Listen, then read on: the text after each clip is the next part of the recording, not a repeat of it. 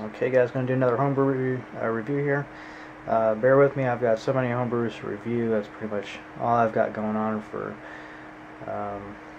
brewing. I've got like a coffee stout extract going, but basically other than that I don't really have much going on. So happy Homebrew Wednesday, and I hope you guys enjoy the reviews. Hopefully Mainebrewguy gets something out of it. Thank you very much for sending these to me. Ledge Brewing, Mainebrewguy. This is his Insidious twin, Heretic's evil twin clone. It's supposed to be like a hoppy imperial red. I'm not sure where he got the recipe for this from. The recipe that I see on the Northern Brewer Forum is pretty different from this. For example, they use a British pale malt as a base. He used a 2-row. They use Centennial. And Amarillo. Mainebrewguy used Cascade and Centennial. Mainebrewguy definitely deviated from the hop schedule. He went 40, 30, and 10 minutes, and this recipe is 20, 10, and 0. I'm pretty sure that it's supposed to be a late hopped beer. So I'm not really expecting this to be very close to the Heretic Evil Twin. I did just have that beer about 3 weeks ago. There was a review on my channel. I'm going to go ahead and just give my thoughts on the comparison between the two, and then just my thoughts on this beer alone.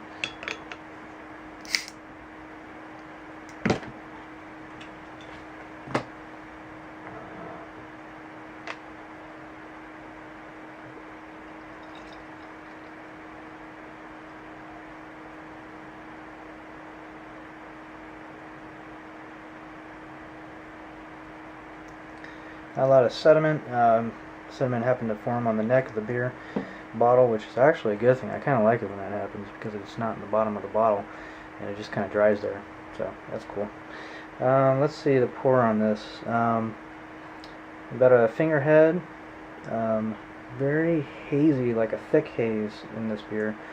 Dark brown reddish color. The real Evil Twin, I can tell you, is darker than this and also clearer than this. Obviously they filter their beers. Commercial breweries always generally filter, so that's to be expected. For me, haze isn't a big deal, as Mainebrewguy knows. Let's get the aroma.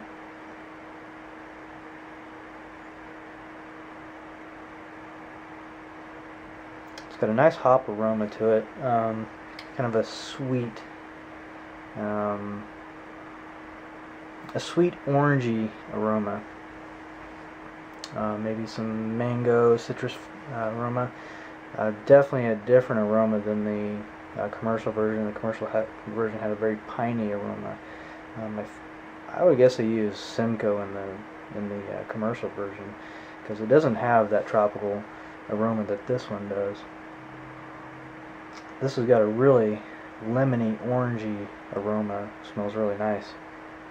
Mainebrewguy did a Cascade and Centennial dry hop. Looks like a ½ ounce each. Gave this beer a really interesting aroma. I hope that the flavor follows the aroma. Cheers.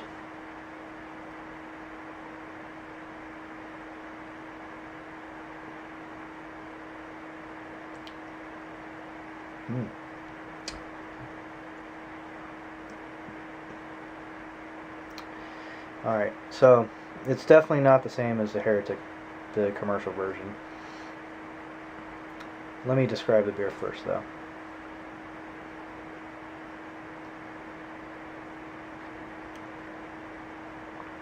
It's got a really fairly smooth, creamy mouthfeel. It does follow in the flavor for the hop flavor. You get the orange a little bit of citrus, a little bit of mango. It's there in the aftertaste as well. As I talk, I can taste that in the aftertaste. A little bit of bitterness, not too much bitterness in it. The bitterness does kind of follow all the way through.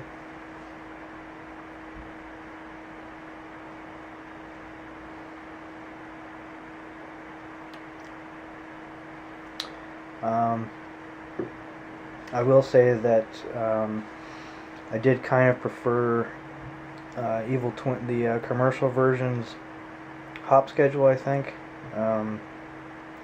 This one is just a tad bit bitter for the style, or not for the style, but it's more bitter than the commercial version, which is to be expected.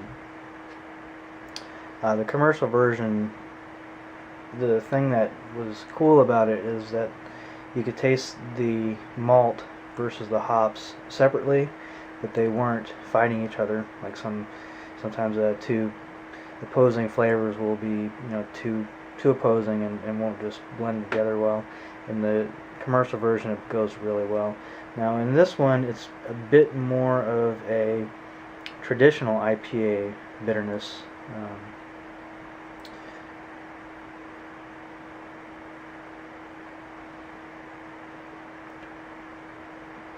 It's still really good. Totally different beer though. Totally different beer. That malt flavor is there. It's in the background. It's kind of carried along with the hop flavor. Really coats your mouth. As you can probably tell from me smacking my lips so much.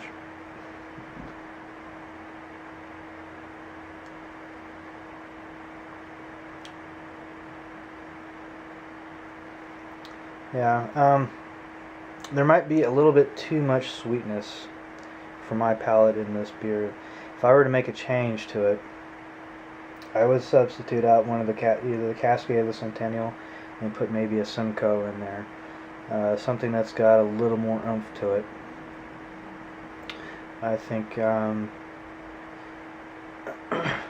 that's yeah.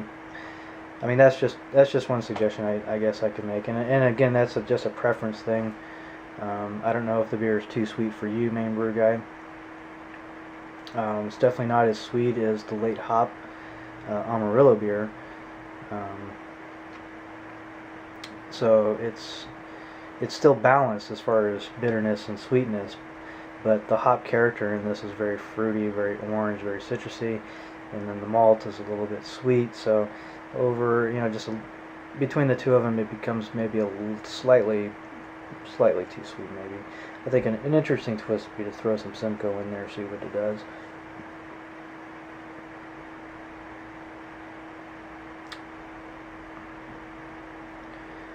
Yeah, as I sip on it more, I get a little more of the malt, the caramel.